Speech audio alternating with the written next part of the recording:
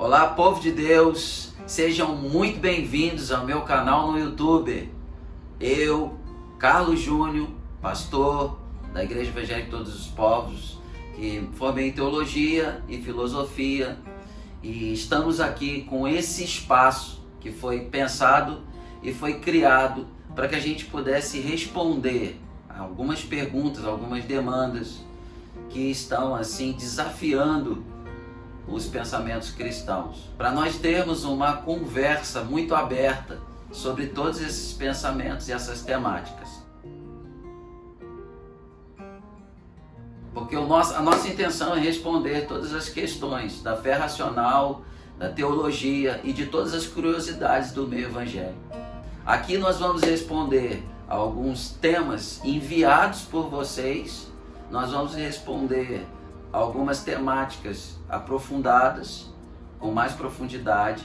Nós vamos também atender alguns dos nossos irmãos com o intuito de que a gente alcance um aperfeiçoamento, um crescimento espiritual, tanto para a sua vida pessoal, tanto para a sua vida social, coletiva e também como corpo de Cristo, como a igreja. E como vai funcionar? Nós vamos estar semanalmente recolhendo as perguntas que você vai estar deixando lá no meu Instagram. E já deixo aqui esse alerta, você que quer participar tem que entrar lá no Instagram e deixar as suas perguntas. Então nós vamos reunir algumas e nós vamos estar respondendo aqui. E também, nós vamos estar trazendo no meio dessas perguntas ou de outras influências, algumas inspirações para ter alguns outros estudos mais aprofundados, como nós falamos. E como vai funcionar isso? Semanalmente a gente vai estar reunindo as perguntas que você vai estar deixando lá no Instagram. Então já faço aqui o convite, entra no Instagram, você que quer participar e deixe sua pergunta. E também reunindo com as perguntas ou com algumas outras inspirações, algumas temáticas, para que a gente também traga algum assunto para falar com mais profundidade. E você que gostar desse nosso trabalho e já quiser interagir com o nosso canal, passar para algum amigo, para o crescimento espiritual de alguém, entra lá, ativa o sininho, porque essa é uma forma do nosso canal estar podendo se desenvolver e crescer, e eu te convido a fazer isso. Deixe seu like, ative o sininho e ajuda a gente. Vamos às perguntas da semana. A primeira pergunta está aqui. Pastor, qual o conselho para aqueles que querem pregar o evangelho pela internet? Bem, é claro que a gente precisa entender que nós estamos numa era digital. E mesmo que eu não seja aqui da geração Y, da geração Z, que são aqueles que estão craques aí na internet, também fico preocupado com o etarismo digital, que talvez a gente sofra, os mais velhos, como é no meu caso. Mas assim, eu sei que algumas pessoas são até flopadas, mas é importante a pergunta justamente por isso. Presta atenção, eu vou deixar aqui alguns conselhos para você. O primeiro conselho é que a gente não pode perder a essência do evangelho. O evangelho, ele é relacional. E mesmo com esse período que a gente teve um crescimento da tecnologia, das redes fechadas, da comunicação, por exemplo, ninguém vê mais jornal nas bancas, ninguém vê mais a Folha, são outros meios de comunicação digital, são outros jornais digitais, revistas digitais. Então a gente acaba tendo uma ideia de que estamos por trás da tecnologia, das câmeras, mas esquecemos às vezes a essência do evangelho, que é relacional. Preciso de relacionamento, preciso de toque. Então a pandemia veio aí e alavancou a internet. Fez com que as pessoas que estavam se sentindo sozinhas, isoladas, tivessem esse contato. E isso trouxe assim uma vida tremenda. Mas a gente não pode ficar só nisso, porque o evangelho, ele é interpessoal, é preciso toque e é preciso pessoa, ser humano, contato. E eu deixaria aqui 2 pontos rapidamente. Falar em primeiro lugar que nós como líderes não podemos ser meramente influenciados, e a internet ela tem esse ponto de porque as pessoas gostam, dão um like ou não gostam, né? Dão dislike aí, e o que vai acontecer? Às vezes alguns líderes acabam sendo simplesmente carregados, conduzidos por essa pressão. Então isso é um problema. E o segundo problema é a própria pregação. Estamos falando de internet, mas você acabou falando pregação, como pregar na internet. Então faria uma separação aqui. O que é a pregação? É falar da vontade de Deus, é pregar o que Deus quer falar para esse povo. Então eu daria esse conselho: pregue a palavra que é a vontade de Deus para o mundo, para o povo. Amém? Não fuja disso, porque aí a gente já tem a apatia de estar por trás das câmeras e ao mesmo tempo vai sofrer uma afasia intelectual, teológica, porque a gente vai distorcer a essência do que é a pregação e do que é a relação, a comunicação, esse trabalho de estarmos em unidade, porque isso é o Evangelho. Segunda pergunta: pastor, o que o senhor acha dos crentes frequentarem os lugares mundanos e acharem normal? Eu não acho correto. Por quê? Porque a gente tem que fazer uma separação. A gente não pode juntar a cruz com o mundo. A gente não pode associar cruz e mundo. A gente não pode associar uma vida mundana com a santidade. Então a palavra fala de separado, de ungido. Então há uma clareza aqui, há uma sinalização de que há uma diferença. A gente costuma dizer aqui na igreja, usando as próprias simbologias da palavra, né? A Bíblia fala de ovelha, fala de cão, de porca, um voltando ao vômito, o outro voltando à lama e a ovelha voltando ao aprisco. Você percebe que são lugares diferentes. Então há uma diferenciação. Então eu não acho correta a vida. Por exemplo, a gente tem visto nos últimos dias casamentos cristãos, mas as músicas são mundanas. Então a gente tem visto os cristãos se vestirem de uma forma muito secular, um maneirismo, poxa, legal. Mas o que começa a acontecer com isso? As pessoas vêm, por exemplo, num lugar para viver o cristianismo, achando que é diferente. E aí quando chega, parece que é tudo igual. A mesma panela, o mesmo lugar. Então não se há uma dissociação daquela diferença. Parece que está tudo no mesmo lugar, vivendo a mesma coisa, sem nenhuma diferença. Então o cristão, ele sim, pode até usar uma roupa menos formal, mas ao mesmo tempo ele tem que saber se portar, porque o cristão tem que ter uma vida moderada. Então ele é santo não por causa da roupa, mas porque ele é santo, ele sabe se vestir. Ele está na escola e ele está no meio dos mundanos. Não é um problema andar no meio dos mundanos, o problema é um cristão não mostrar que ele é e o que ele é no meio dos mundanos. A terceira pergunta acaba sendo um aglomerado, porque tem muitas outras perguntas semelhantes. Então nós vamos fazer uma junção aqui. Pastor, eu posso ceiar em outra igreja? Ceia é um alimento espiritual? E o que o senhor acha de pastores que excluem os membros da ceia? Então, se você ceia ou não em outra denominação, isso depende da sua liderança, da sua denominação. Exemplo, algumas igrejas batistas e algumas outras igrejas tradicionais, elas não aceitam que os seus membros, os membros da sua igreja, participem da ceia em outra denominação. Então vai muito do estatuto, da liderança da sua igreja. E aí você deve perguntar ao seu pastor, sua liderança, o que ele pensa a respeito disso. Pastor, ceia é um alimento espiritual? Sim, ceia é um alimento espiritual, mas eu preciso entender o que eu espiritualizo na ceia. O que é espiritual na ceia, melhor dizendo. Então nós temos ali o sacramento, porque a igreja protestante ela tem alguns sacramentos, batismo, ceia, casamento. E ali eu tenho que distinguir dentro da ceia, dentro desse sacramento, que é o meio de graça que Deus nos deu, uma ordenança que Ele nos estendeu, os símbolos, por exemplo, da ceia. A ceia tem seus símbolos visíveis, que são o pão e o suco da uva. Então, quando eu estou vendo esses símbolos, eles representam o sacrifício de Cristo. Então, o que eu devo ali espiritualizar? O pão, ver como espiritual. O pão, o suco, mas no seu sentido de que eles são ali, vão fazer algum milagre na minha vida, ou eu vou receber algum poder por estar comendo, ou o que o Senhor mesmo diz na sua ordenança: olha, fazer memória de mim todas as vezes que vocês comerem, ou seja, lembrem de mim, porque eu vos deixo essa ordenança até que eu volte. Quando vocês forem comer, ou quando vocês forem beber, façam isso em memória de mim. Por que eu estou dizendo isso? Porque pão e suco em um outro lugar não representa a ceia.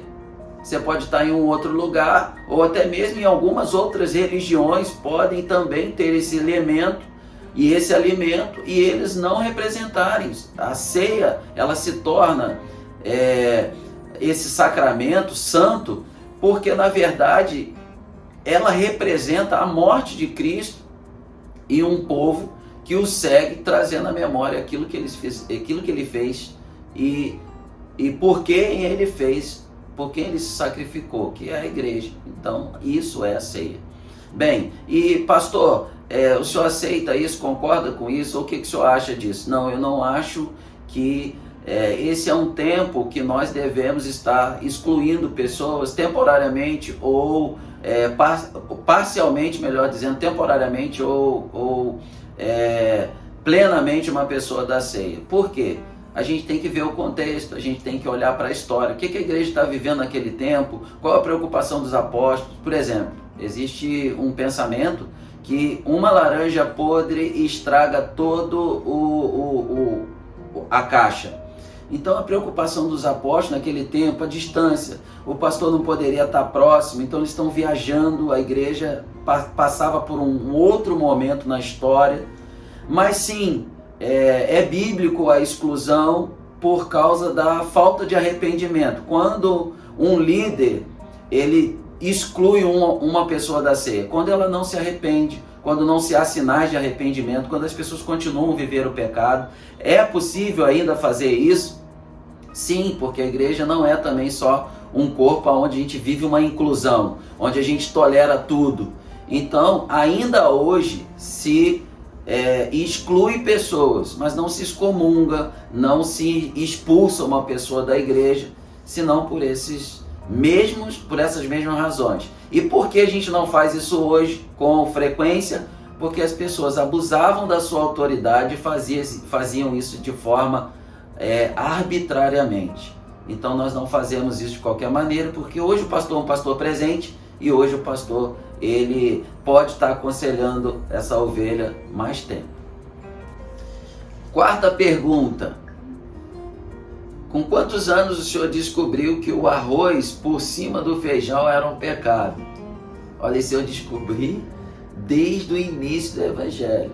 Isso é um pecado terrível. Eu não sei quem faz isso, o que tem na mente. Porque eu acredito assim que o feijão por baixo são os fundamentos.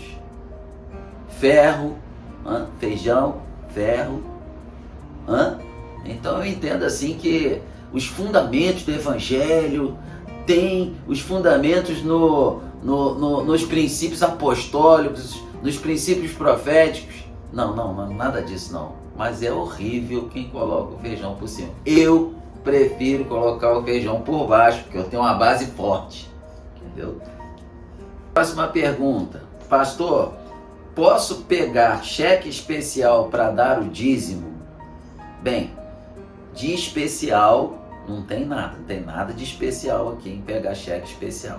Começa bonitinho, tá com dinheiro na conta, mas aí depois fica feinho.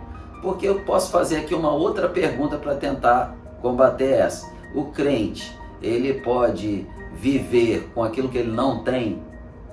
Cheque especial e cartão de crédito, eles são perigosos por causa disso. Nós não estamos usando um dinheiro que é nosso. E a Bíblia, ela fala de vida cristã e ao mesmo tempo, dentro dessa temática que é a vida cristã, a gente tem assim algumas indicações que vai mostrar uma vida madura, e a ética financeira faz parte dessas indicações de uma vida madura. Se a gente pegasse aqui um dos puritanos antigos, né, Richard Baxter. Richard Baxter falou durante muito tempo, expressivamente, extensivamente sobre ética cristã. Então o cristão, ele tem que ter uma vida moderada, ele tem que saber como administrar aquilo que ele tem.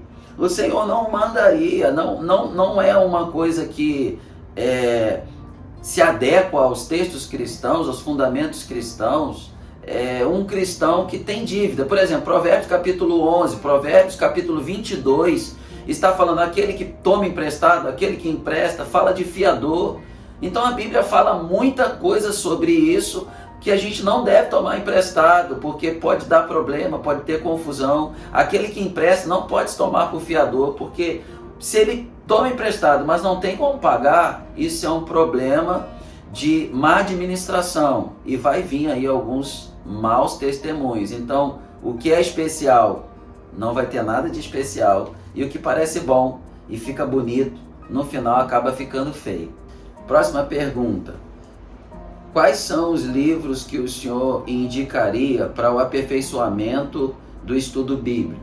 Bem, apesar de muitos livros terem influenciado a nossa vida e nosso ministério, e ficaria difícil aqui indicar alguns, eu vou indicar dois. E já dizendo para vocês que eles não são assim um comentário tradicional bíblico de estudo, mas que eles são profundamente intrínseco nos textos bíblicos e aprofundamento da fé. Eu tenho o primeiro livro, que é de Henry Scougal, que fala sobre a alma de Deus, a vida de Deus na alma do homem. E o outro livro seria um livro de C.S. Lewis, falando sobre o cristianismo simples e puro. Esses dois livros são tremendos porque falam sobre remissão de pecados, fala sobre soterologia, salvação, fala sobre uma busca não meramente pelas práticas, pelas liturgias, pelas regras, mas uma busca profundamente por Deus. E C.S. Lewis também, no finalzinho ali do seu livro, ele fala muito sobre tirar do peso dos ombros dos homens o pecado, o senso do pecado, e lançar sobre os ombros de Deus. Em outras palavras, ele está dizendo que o homem jamais seria perfeito se Deus não fizesse com que ele fosse perfeito. E os pensamentos dele sobre livros também me chamam a atenção. C.S. Lewis vai dizer que ele poderia ser 1000 homens sem deixar de ser ele mesmo por causa da leitura. E ele também diz que eu poderia sair da minha terra natal sem nunca ter saído, por visitar vários lugares, e por isso não seria tolo, e por isso não seria facilmente enganado, por ser um homem da leitura. A gente tem que ser homens que são estudantes dos livros, mas amantes de um livro só, que é a Bíblia Sagrada. Deus abençoe. Esse Deus abençoe quarto. Vamos lá. Próxima pergunta: como a igreja deve participar da vida política da cidade? É uma pergunta tremenda, muito urgente para os nossos dias. A primeira coisa que eu preciso pensar aqui é que a igreja, ela não é um curral eleitoral. E Colossenses, no capítulo 3, ele tem uma centralidade em Cristo. É uma apologia, uma defesa à centralidade em Cristo. Então, todas as vezes que nós tiramos Cristo do centro, do cerne, aonde a igreja deve tê-lo como sua fonte, como sua raiz, como o tudo da igreja, nós começamos a ter um problema. Então, a igreja não pode ter um chefe-estado, a igreja não pode ter um chefe, um líder político. O chefe da igreja, o cabeça da igreja é Cristo. Então, a gente tem uma frase, por exemplo, de Spurgeon, quando ele diz assim, tolo é aquele que não discute sobre política, porque enquanto ele não discute, o poderoso, o mal, ele continua nesses lugares. Eu não estou dizendo que um cristão não pode lidar com política, a igreja não pode estudar sobre política, conhecer política. Eu digo que a igreja, ela não deve discutir a política com a política com a finalidade de resolver as coisas. Na verdade, a gente tem que influenciar político. Agora, se a gente voltar um pouco ao Antigo Testamento, você vai perceber Daniel, e ele era o líder dentro das 127 províncias, se não me engano, e líder dos prefeitos, dos sátrapas, dos governadores, dos sábios. Então ele era ali um homem que foi elegido ali pelo seu governo. Na época não era democrático, né? Era um governo também não teocrático, eles saíram de Deus, era um governo dos reis. Então a gente tem ali uma escolha, Daniel sobre os outros. A gente tem José no Egito, também sendo escolhido por um rei a ser governador. E eles governaram muito bem, então esse não é o problema. O problema é que às vezes a gente quer resolver todas as coisas pelo meio político. E a gente tem visto que a politicagem, ela tem enveredado por dentro das portas da igreja, e a igreja tem esquecido seu papel. O papel da igreja, como por exemplo Billy Graham veio nas cruzadas do Brasil. Então Billy Graham foi um homem que muitos de nós chegamos a conhecê-lo na sua história, na sua biografia, porque está muito próximo de nós aqui, século XX. Então nós temos aí o Billy Graham, que foi um grande influenciador dos políticos. Durante 5 governos na América, Billy Graham foi um influenciador. Spurgeon mesmo diz para os filhos dele: a rainha pode te convidar para algum ministério, mas não busque exercer nenhum tipo de ministério dentro do governo dos reis, porque Deus te chamou para ser um ministro do Evangelho. E o Spurgeon vai dizer assim, uma palavra que parece até pesada, ele vai dizer: não se rebaixem. Então alguns líderes se perdem na política, eles tornaram um viés totalmente político e esqueceram do Evangelho. Então a igreja não pode perder o seu foco. Última pergunta: quais são os problemas que o senhor enfrenta no ministério? Ou seja, acredito que seja mais assim, qual a parte mais difícil do seu ministério ou de um ministério pastoral? Então eu acredito que a parte mais difícil do ministério hoje é quando nós não estamos vendo os sinais ou a emanação ou as manifestações divinas. Porque a Bíblia diz que o Senhor está conosco, João capítulo 14, versículo 17, em nós. A Bíblia diz: eis que estarei convosco todos os dias. A Bíblia chama o Senhor de Consolador, chama o Espírito de um outro Consolador, que é Paracleto, que é aquele que está ao lado, que é aquele que conforta, aquele que consola.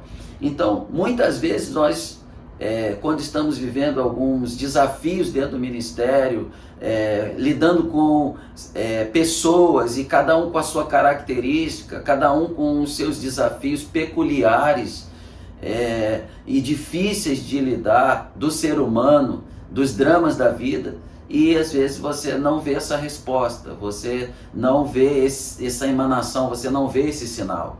Então o crente ou cristão ou pastor no seu ministério pastoral, eu acredito que ele tenha esse grande desafio. São os momentos em que ele não vê esses sinais, são os momentos em que ele não escuta essa voz, o momento em que não existe essa manifestação.